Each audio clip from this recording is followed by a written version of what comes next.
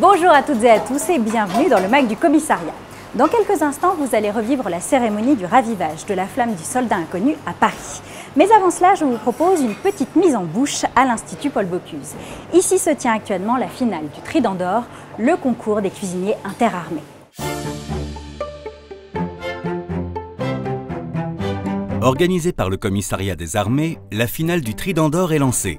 Au quotidien, ces hommes et ces femmes cuisinent au service du ministère des Armées. Il s'agit de récompenser une population qui est celle des cuisiniers militaires et civils du ministère des Armées. Ce concours est un lieu où ils peuvent s'exprimer et donner le meilleur d'eux-mêmes et d'un autre côté, recevoir la reconnaissance des plus hautes autorités du ministère et de l'armée. Aujourd'hui, ils s'affrontent sous le regard de Guillaume Gomez, chef des cuisines du Palais de l'Élysée. Un concours, ça permet de les mettre en compétition. C'est toujours important de se remettre en question et de ne pas être dans une certaine routine. Pour avoir de nombreuses fois été sur le terrain avec les militaires, je peux vous dire que le moment du repas, c'est quelque chose d'important. C'est, quand on dit le moral des troupes, passe par le repas. En 2018, le ministère comptait plus de 2700 cuisiniers. 2 tiers de militaires, 1 tiers de civils. La particularité de ce milieu est de s'adapter aux différents environnements de travail.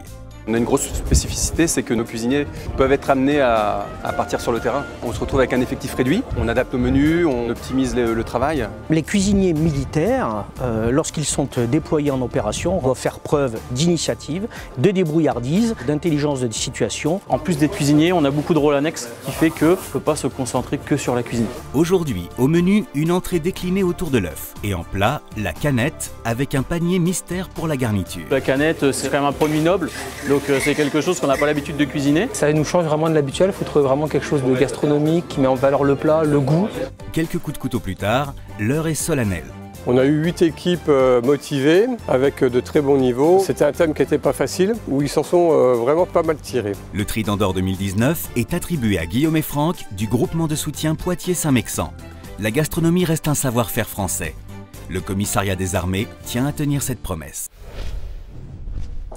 Saviez-vous que la cérémonie du ravivage de la flamme avait lieu chaque soir sous l'Arc de Triomphe?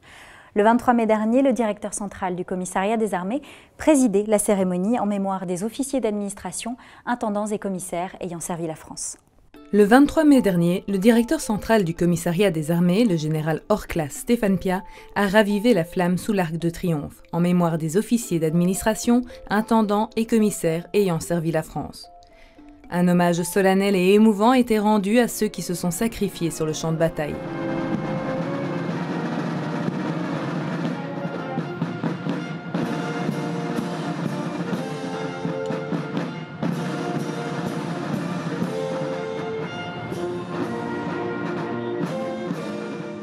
Cette tradition, héritée du commissariat de l'armée de terre, constitue un moment fort que le directeur central souhaite conserver. Le commissaire général hors classe Stéphane Piat a salué la présence d'une centaine d'élèves du primaire de l'école Therme Hilaire de Mourmelon.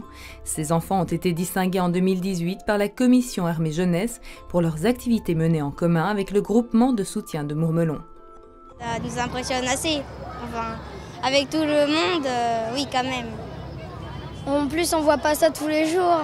On vient de l'école Mourmelon-le-Grand, aller à Paris sous l'Arc de Triomphe, on ne le fait pas tout le temps. Ils nous ont défendus et du coup c'est bien justement, comme ça on peut se rappeler d'eux.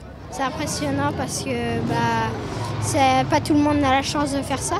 Les chefs d'organisme et la direction centrale ont partagé ce moment, mettant en exergue 3 priorités du commissariat, à savoir le devoir de mémoire, la militarité et la cohésion du commissariat des armées. Cette édition du MAC du commissariat touche à sa fin. Le 14 juillet approche à grands pas. Rendez-vous donc dans notre prochaine édition pour assister aux préparatifs de la fête nationale. Et d'ici là, comme d'habitude, portez-vous bien.